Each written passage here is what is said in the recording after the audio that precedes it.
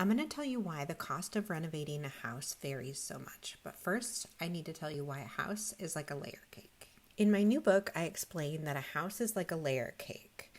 When you're looking at your kitchen wall, for example, you're looking at 18 different layers of material and labor that went into building that wall. Is anyone else getting hungry?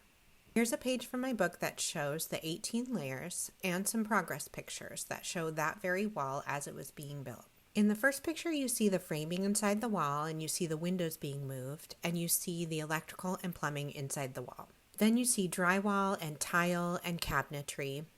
And finally, you see the frosting on the cake, like countertop, light fixtures, a faucet, and a sink. The reason why this layer cake is important is because when you go to remodel your house, the cost of the remodel depends on how many layers deep you're digging into the layers of the cake.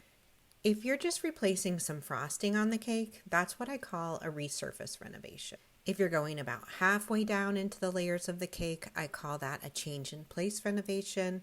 And if you're going all the way back down to the bottom layer of the cake, I call that a studs out renovation. In my book, I give a timeline and a cost and a team roster that you would need for each of these types of renovations. But honestly, a studs out renovation is probably the most common. And the average cost of a studs out kitchen renovation in the US is between $29,000 and $87,000. I know this range is broad. Follow me so that you catch my next video, and I will talk about what makes a renovation cost go up or down.